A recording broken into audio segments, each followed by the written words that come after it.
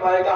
اللہ کے حبیب صلی اللہ علیہ وآلہ وسلم فرماتے ہیں جس کو مسجد میں آتا جاتا دیکھو اس کے ایمان کی گواہی دے دو۔ اللہ اکبر۔ میرے آقا علیہ السلام نے مسجد میں آنے جانے والے کے لیے فرمایا کہ اس کو جو ہے جس کو مسجد میں آتا جاتا دیکھو اس کے ایمان کی گواہی دے دو۔ یاد رکھیے اللہ تعالیٰ جن سے محبت کرتا ہے ان کو مسجد میں آنے کی توفیق عطا کرتا ہے۔ اس لیے اپنی عادت بنائے، کتنی ہی مصروفیت ہو، کتنی ہی مصروفیت ہو، نماز کبھی ترک نہ کرے۔ ام المومنین سیدہ عائشہ صدیقہ رضی اللہ تعالیٰ عنہا ارشاد فرماتی ہے کہ اللہ کے رسول علیہ السلام ہمارے درمیان ہوتے تھے، کھاتے پیتے تھے، ہنستے بولتے تھے، لیکن جیسی اذان کی آواز مصطفیٰ جان رحمت کے کانوں سے ٹکرا جاتی تو اللہ کے حبیب علیہ السلام اللہ کی عبادت کے لیے تیاری کرتے اور حضور اذان کے بعد ایسے مصروف ہو جاتے جیسے حضور ہمیں پہچانتے ہی نہیں، جیسے حضور ہمیں جانتے ہی نہیں۔ اللہ اکبر۔ حضور علیہ السلام کو سجدوں سے بڑا پیار تھا، فرمایا نماز میں میری آنکھوں کی ٹھنڈک ہے۔ اللہ اکبر۔ جس رسول کی آنکھوں کی ٹھنڈک نماز ہو، ہم عشق رسول کا دعویٰ کرتے ہیں لیکن نماز کے لیے ہم فجر میں اٹھنے کی کوشش نہیں کرتے، ہم نماز کے لیے وہ ذوق ہمارے اندر نہیں، وہ شوق نہیں۔ مورخین نے اپنی کتابوں میں لکھا ہے کہ صحابہ کرام میں شوق نماز کا یہ حال تھا کہ اگر کوئی لوہار ہتھوڑا اٹھاتا لوہے پر مارنے کے لیے اور اذان کی آواز اس کے کانوں میں آتی تو وہ دوبارہ ہتھوڑا لوہے پہ مارنے کی بجائے وہ ہتھوڑا زمین پہ رکھ دیتا اور مسجد کی طرف چلا جاتا۔ بلکہ بزرگوں کا طریقہ یہ تھا کہ وہ ایک وقت کی نماز پڑھ کر جب مسجد سے نکلتے تھے تو دوسرے وقت کی نماز کا انتظار کرتے تھے۔ اللہ کے رسول صلی اللہ علیہ وسلم ارشاد فرماتے ہیں کہ جو ایک وقت کی نماز پڑھ کر مسجد سے نکلے اور اس کا دل مسجد میں لگا رہے، یعنی وہ دوسرے وقت کا انتظار کرے، آقا فرماتے قیامت کے دن ایسے شخص کو اللہ عرش کا سایہ عطا فرمائے گا جس کا دل مسجد سے نکلنے کے بعد بھی مسجد میں لگا رہتا ہے۔ اور فرمایا اللہ کے حبیب صلی اللہ علیہ وآلہ وسلم نے کہ جو نماز کا انتظار کرے گویا وہ نماز ہی میں ہے۔ اب آپ عصر کی نماز پڑھ کر نکلے اور مغرب کا انتظار کر رہے ہیں اور آپ اپنی دکان پر بیٹھے ہوئے ہیں، میرے آقا کے فرمان کے مطابق بیٹھے دکان میں ہیں لیکن انتظار نماز کا ہو رہا ہے، تو گویا کہ آپ اس وقت بھی حالت نماز میں ہیں۔ آپ نماز کے انتظار میں گھر بیٹھے ہیں، نماز کے انتظار میں دوستوں کی محفل میں بیٹھے ہیں، تو گویا کہ آپ نماز ہی میں ہیں۔ اس لیے نماز کی عادت ڈالیں، اپنے بچوں کو نماز کا پابند بنائے۔ اللہ اکبر۔ ہمارے بزرگوں نے فرمایا جو نماز نہیں پڑھتا اس کو قرضہ مت دیا کرو، جو نماز نہیں پڑھتا اس کو قرضہ مت دیا کرو۔ پوچھا گیا کیوں؟ تو فرمایا جو اللہ کی امانت ادا نہیں کرتا، جو اللہ کی امانت میں خیانت کرتا ہو، وہ لوگوں کی امانت کیسے ادا کر سکتا ہے؟ وہ لوگوں کی امانت میں خیانت کیوں نہ کرے گا؟ اس لیے اللہ نے بہت مختصر وقت دیا ہے، نیکی کرنے کا وقت ہے، لیکن ہمیں نیکی کی اہمیت نہیں پتا۔ جب آنکھیں بند ہو کر کے ہم قبر میں چلے جائیں گے اس دن نیکی کی اہمیت پتا چلے گی، لیکن اس وقت نیکی کرنے کا موقع نہیں ہوگا۔ اللہ اکبر۔ ایک بزرگ فرماتے ہیں کہ مجھے بڑی تمنا تھی کہ میں دنیا سے جانے والے انسانوں کے احوال پتا کروں، ان کے معاملات پتا کروں، تو فرمایا کہ میں اپنے دوست کی قبر پر گیا اور وہاں جا کر میں نے اللہ سے دعا کی، اے اللہ قبر والوں کے حالات مجھ پر منکشف کر دے، اے اللہ قبر والوں کے حالات مجھ پر ظاہر کر دے۔ تو فرماتے میری آنکھ لگی اور آنکھ لگنے کے بعد میرا فوت شدہ دوست میرے خواب میں آیا اور اس نے مجھ سے کہا جو زندہ ہیں ان کے تو بڑے مزے ہیں، جو زندہ ہیں ان کی تو بڑی شانیں ہیں، جو زندہ ہیں ان کے تو بڑے مقام ہیں، تو یہ شخص جو حیات سے پوچھتے وجہ کیا ہے؟ فرمایا میرے بھائی جب تک نیکی کر سکتے تھے، نیکی کی اہمیت پتہ نہیں تھی، اور اب نیکی کی اہمیت پتہ چلی ہے تو نیکی کر نہیں سکتے۔ کہا کیا مطلب؟ کہا کہ مرنے کے بعد پتہ چلا کہ نیکی کی اہمیت کیا ہے۔ کہا کہ جو مسلمان جمعہ کی نماز پڑھتے ہیں اللہ ان کو مقبول حج کا ثواب عطا کرتا ہے، اور جیسے حاجی کے سارے پچھلے گناہ معاف کر دیے جاتے ہیں ویسے جمعہ پڑھنے والے کے ہفتے بھر کے پچھلے گناہ معاف کر دیے جاتے ہیں۔ لیکن یہ فضیلت مجھے جمعہ کی اس وقت تک پتہ نہیں تھی جب تک میں زندہ تھا اور نماز ادا کر سکتا تھا۔ اب مر کر کے قبر میں آئے ہیں تو پتہ چلا ہے کہ نماز کی اہمیت کیا ہے۔ میرے پیارے آقا صلی اللہ علیہ وسلم کے پیارے دیوانوں، اس لیے میری گزارش ہے، زندگی قیمتی سرمایہ ہے، اس کو کھیل کود میں نکڑوں پر بیٹھ کر، ہوٹلوں پر بیٹھ کر، گیم کھیل کر، موبائل میں اپنا وقت ضائع کر کے، فلموں میں سیریلوں میں اپنا وقت ضائع کر کے اپنی زندگی کے قیمتی لمحات کو ضائع نہ کرنا، بلکہ اللہ کی عبادت کر لو۔ اللہ نے زمین پہ بھیجا کیوں ہے؟ زمین پہ آنے کا مقصد کیا ہے؟ قرآن کہتا ہے الذی خلق الموت والحیات لیبلوکم ایکم احسن عملا، کہ ہم نے زندگی اور موت کو اس لیے پیدا کیا تاکہ ہم تمہیں آزمائے کون تھوڑی سی زندگی کو پا کر اچھا عمل کرتا ہے۔ اس لیے اچھے اعمال کر لو، پتہ نہیں آنکھیں کب بند ہو جائے، پتہ نہیں موت کے شکنجے میں کب جکڑ دیے جائے، پتہ نہیں موت کب آئے، روح کا رشتہ جسم سے کب ٹوٹ جائے، اس کی کوئی گارنٹی نہیں ہے۔ اس لیے جتنی نیکیاں کر سکتے ہو، اگر کسی مسلمان کو دیکھ کے مسکرا سکتے ہو تو اتنا بھی کر کے نیکی کر لو۔ راستے سے تکلیف دینے والی چیز کو ہٹا کے نیکی کر سکتے ہو تو اتنی بھی نیکی کر لو۔ اگر کسی کو خوش کر کے اس کا دل خوش کر کے نیکی کر سکتے ہو تو یہ بھی کر لو۔ اگر کسی کو پانی پلا کے نیکی کر سکتے ہو تو کر لو۔ اگر کسی کو آدھی کھجور صدقہ دے کر نیکی کر سکتے ہو تو کر لو۔ ایک مرتبہ ایک شخص ام المومنین کی بارگاہ میں حاضر تھے اور ایک سائل آتا ہے اور کہتا ہے اللہ کے لیے کچھ دے، تو آپ کے پاس آدھی کھجور تھی، آپ نے آدھی کھجور سائل کو دے دی، یعنی نہ کہنے کی بجائے آدھی جو تھی آدھی ہی دے دی۔ کسی نے کہا امی جان آپ آدھی کھجور ان کو دے رہے، فرمایا کیا تمہیں قرآن نہیں پڑھا؟ فَمَن يَعْمَلْ مِثْقَالَ ذَرَّةٍ خَيْرًا يَرَهُ، اگر ایک ذرے برابر نیکی کی ہوگی اللہ تجھے وہ بھی دکھائے گا۔ تو یہ ایک ذرہ نہیں ہے، کئی ذرات اس میں موجود ہے۔ دیکھو یہ فکر تھی۔ اس لیے میرے آقا صلی اللہ علیہ وسلم کے دیوانوں اپنی زندگی کو بدلے۔ اللہ کے نزدیک وہ بندہ اتنا زیادہ قریب ہونے لگتا ہے جتنا زیادہ وہ سجدہ کرتا ہے۔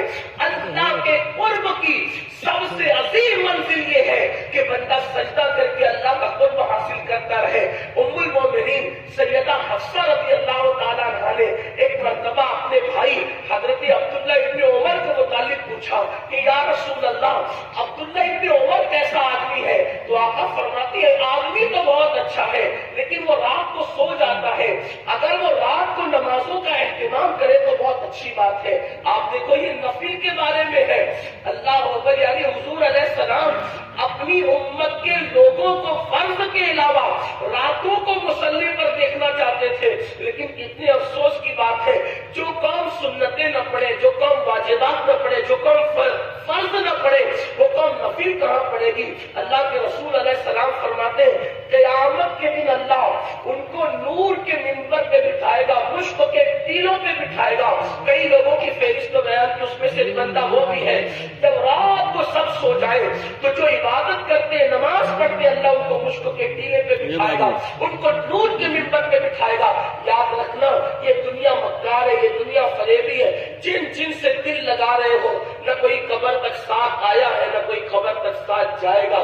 اگر دل لگانا ہے تو اللہ کی رحمتوں سے لگاؤ، اگر پیار کرنا ہے تو اللہ کی رحمتوں سے پیار کرو، اگر وقت دینا کسی کو ہے اللہ کی عبادت کے لیے وقت دو۔ سب سے بہترین مونس، سب سے بہترین غمگسار اللہ کی عبادت ہے۔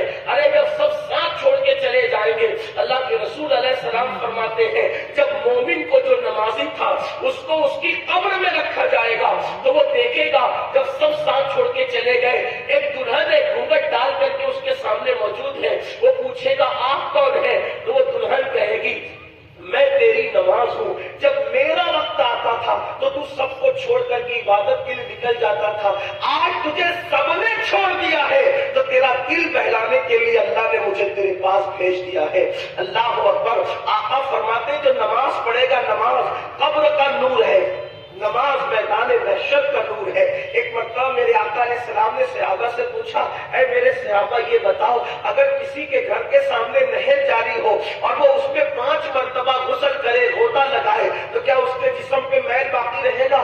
صحابہ نے کہا نہیں یا رسول اللہ۔ تو میرے آقا علیہ الصلوۃ والتسلیم فرماتے ہیں جو 5 وقت کی نماز پڑھتا اس کا حال ایسے ہی ہے جیسے ایک دن میں 5 بار کوئی غسل کرے تو اس کے جسم پر کوئی میل باقی نہیں رہتا، ویسے ایک دن میں جو 5 نمازیں ادا کرتا ہے اس کے نام اعمال میں کوئی گناہ باقی نہیں رہتا۔ اس لیے نمازوں سے مقدر سمجھتے ہیں، نمازوں سے رزق میں برکتیں ہوتی ہیں۔ لوگ ہم سے کہتے ہیں حضرت دعا کرے رزق میں برکت ہو، بہت پریشان ہو۔ میں کہتا ہوں مسلمان، جب تجھے اللہ کے رسول کا یہ فرمان نہیں پہنچا، میرے آقا نے صلوات و تسلیم فرماتے ہیں جو نماز میں سستی کرتا ہے اللہ اس کو 12 مصیبتوں میں گرفتار کرتا ہے۔ 3 مصیبتیں اس کو دنیا میں دی جاتی ہے، 3 موت کی وقت دی جاتی ہے، 3 قبر میں دی جائے گی اور 3 میدان محشر میں۔ جو 3 مصیبتیں نماز میں سستی کرنے والے کو دنیا میں دی جاتی ہے، نمبر 1 اس کی روزی سے برکت اٹھا لی جاتی ہے۔ اب آپ مجھے یہ بتائیں، بہت لمبا چوڑا وقت نہیں ہے، نماز مغرب کا وقت ہو رہا ہے، لیکن آپ سے پوچھتا ہوں اللہ کے رسول نے کہہ دیا کہ جو نماز میں سستی کرے اس کی روزی سے برکت جائے گی، تو کیا کوئی ایسا عالم ہے دنیا میں، کوئی ایسا عامل ہے دنیا میں، کوئی ایسا ولی اور قطب ہے دنیا میں جس کی روزی سے برکت اللہ اٹھا لے، جس کی روزی سے اللہ برکت اٹھا لے تو اس کا تعویذ کسی کی روزی میں برکت کا سبب بن سکے؟ آپ مجھے بتائیں، کیا ہم سنیوں کا یہ ایمان نہیں کہ اللہ کی مرضی کے بغیر پتا بھی نہیں ہلتا؟ کیا ہم سنیوں کا یہ ایمان نہیں کہ اللہ جس پر عذاب کرنے کا فیصلہ کر لے اسے دنیا کی کوئی طاقت بچا نہیں سکتی؟ تو جن کی روزیوں سے برکت اللہ اٹھا لے تو اس کی روزی میں برکت کون لا سکتا ہے؟ اور اللہ کے حدیث فرمائے روزی کے لیے در در کی ٹھوکریں کھانے والوں، روزی کے لیے رونے دھونے والوں، روزی کے لیے لوگوں کی چاپلوسیاں کرنے والوں، روزی میں بڑھوتری کے لیے اللہ اکبر محنتیں کرنے والوں، سن لو، جب تک اللہ کے گھر کو آباد نہیں کرو گے دنیا کی کوئی طاقت تمہاری روزی میں برکت نہیں لا سکتی، کیونکہ اللہ کے رسول علیہ الصلوۃ والتسلیم نے فرمایا جو نماز میں سستی کرے گا اللہ اس کی روزی سے برکت کو اٹھا لے گا۔ نمبر 2 اس کی عمر سے برکت اٹھا لی جائے گی، اس کی عمر میں برکت نہیں رہے گی۔ نمبر 3 اس کے چہرے سے صالحین کا نور چھین لیا جائے گا۔ اللہ والوں کا جو مومنانہ نور ہے، جو مومنوں کے چہرے اللہ کے نور سے چمکتے ہیں، وہ اٹھا لیا جائے۔ آج کاسمیٹک کی دکانیں جتنے شباب پہ چل رہی ہیں اس سے زیادہ کوئی دھندا نہیں چل رہا ہے۔ ایک کاسمیٹک آئٹم والا میرا دوست ہے ہمارے گاؤں میں، اس نے مجھ سے کہا کہ حضرت آپ کو حیرت انگیز بات بتاؤں کہ لاک ڈاؤن میں بھی کاسمیٹک آئٹم بک رہے تھے جبکہ کئی دکانوں پہ مندی تھی۔ میں نے کہا کاسمیٹک آئٹم؟ ڈاکٹر نے کہا لوگوں کو اتنا بھوت سوار ہے چہروں کو چمکانے کا کہ لوگ ہزاروں روپے خرچ کرتے کاسمیٹک آئٹم پر، اور لاک ڈاؤن میں بھی بک رہے تھے۔ میں کہتا ہوں اگر نماز چھوڑو گے آپ کیسا بھی کریم، کیسا بھی صابن، کیسا بھی فیس واش استعمال کر لو، وہ نور جو اللہ کا ہے اس کی چمک کبھی حاصل نہیں ہو سکتی۔ اگر وہ نور چاہیے تو وہ نماز ہی سے ملے گا، نماز کی برکت۔ اسی لیے تو دیکھو علماء کے چہرے رنگ کیسا بھی ہو لیکن ان کے چہروں کو دیکھ کر کے آنکھوں کو ٹھنڈک ملتی ہے اور دل کو سکون۔ کیوں؟ کیونکہ ہمارے اکثر علماء نماز فرض ہونے سے پہلے ہی نماز پڑھتے۔ مدرسے میں داخل ہونے کا سب سے بڑا فائدہ تو مجھے یہ لگتا ہے کہ آدمی نماز فرض ہونے سے پہلے نماز کا پابند ہو جاتا ہے اور اس کی نمازیں جب وہ قضا نہیں ہوتی، کتنی بڑی بات ہے یہ۔ آج کے دور میں اگر کوئی بندہ صاحب ترتیب ہو کہ اس کے ذمہ کوئی نماز نہ ہو تو اس سے بڑھ کر کے اللہ والا کون ہو سکتا ہے؟ لیکن افسوس ہے جو نماز الصلاۃ کا نور، جو نماز قبر کا نور، جس نماز کی برکت سے روزی بڑھے، آج اس نماز سے ہم کوسوں دور ہے۔ سب کرنا چاہتے ہیں لیکن اللہ کا گھر آباد نہیں کرنا چاہتے۔ توبہ کی قبولیت کا وقت اللہ کے بندو، اللہ کی بارگاہ میں